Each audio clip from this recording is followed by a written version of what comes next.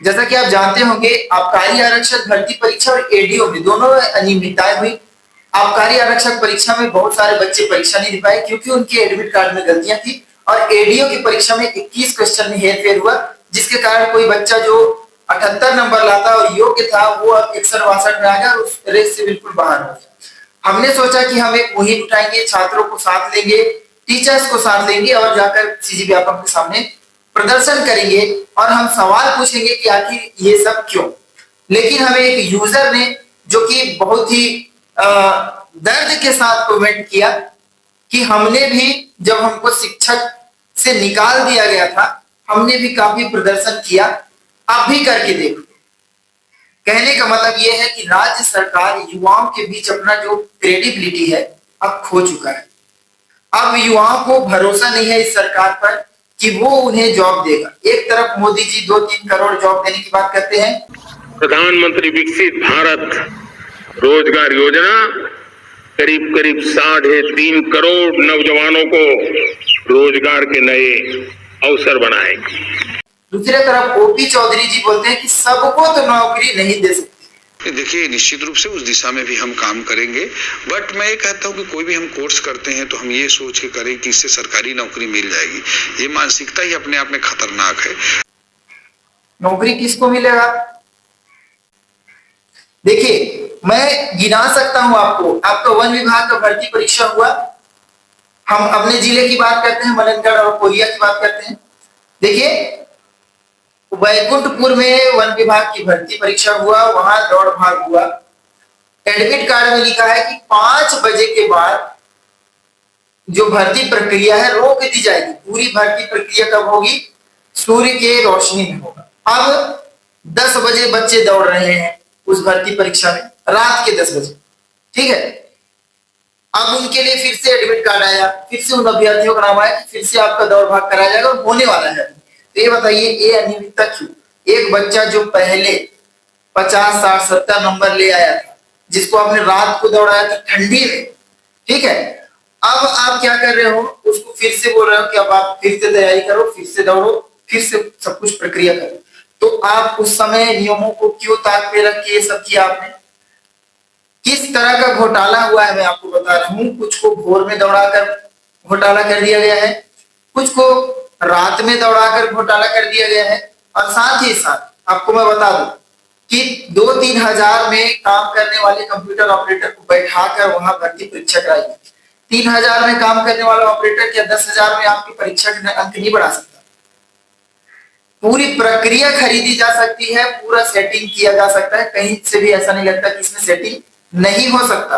पूरी सेटिंग की जा सकती है, अगर बस आपके रैंक अधिकारी आपके रिलेटिव हो, सारा सेटिंग हो सकता है। दूसरा, आबकारी आरक्षक भर्ती परीक्षा के एडमिट कार्ड में कहीं लिखा था 10:30 AM के बाद आपको प्रवेश नहीं दिया जाएगा, कहीं लिखा है 10:45 AM।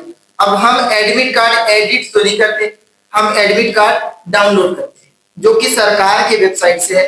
तो इसमें एक छात्र की गलती नहीं है कि वो 10:40 में जाता है और उसे अंदर नहीं जाने दिया जाता है। अगर उसके एडमिट कार्ड में 10:45 लिखा है तो 10:45 के अंदर अगर वो आ गया है तो उसको आपको एंट्री देना पड़ेगा, लेकिन आपने एंट्री नहीं दिया।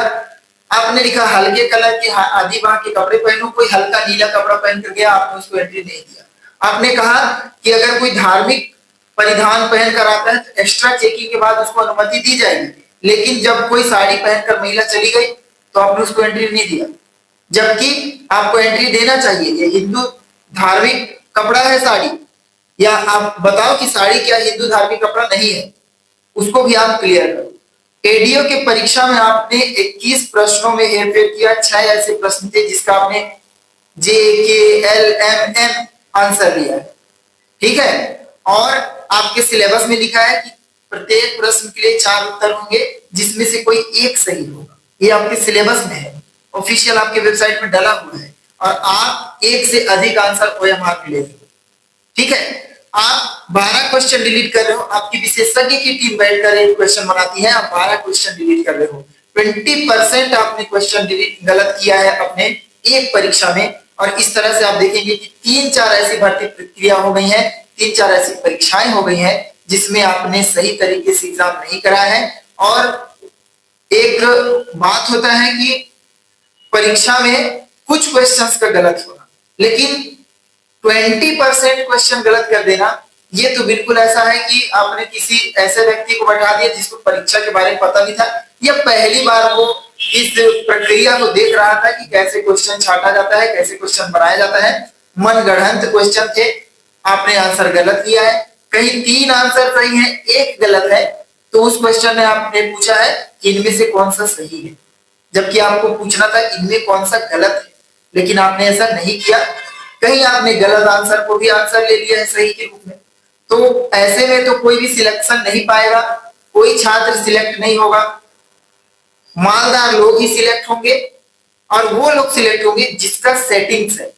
अब सीधा आरोप हम लगाएंगे आपके ऊपर, क्योंकि अगर इस तरह की प्रक्रिया होगी, अगर इस तरह के आप नियमों को साइड में रखकर इतनी सारी गलतियां करोगे, तब हमको आरोप लगाना पड़ेगा, और क्रेडिबिलिटी जो है आपके ऊपर जो छात्रों की है वो बिल्कुल खत्म हो रही है।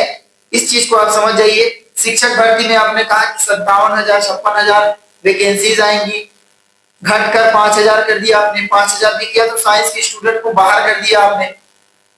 इस तरह से चीजें नहीं चल सकती। तो हमारा योजना यह है कि पहले हम जिला में प्रदर्शन करेंगे इस सब के खिलाफ। हम एमसीबी से शुरू कर रहे हैं, धीरे धीरे ये मूवमेंट बढ़ते जाएगा, छात्रों को जोड़ते जाएंगे, और फिर हम राजधानी पहुंचेंगे। लेकिन इस परीक्षा को रद्द कराकर मानेंगे, क्योंकि यहाँ गलत है तो गलत है, गलती को हमको स्वीकार करना है। और अगर आप एक बार पत्थर से ठोकर खाते हो तो वो आपकी गलती नहीं है, पर बार बार अगर उसी पत्थर से आप ठोकर खा रहे हो तो इसमें बिल्कुल निश्चित ही आपकी ही गलती है। धन्यवाद।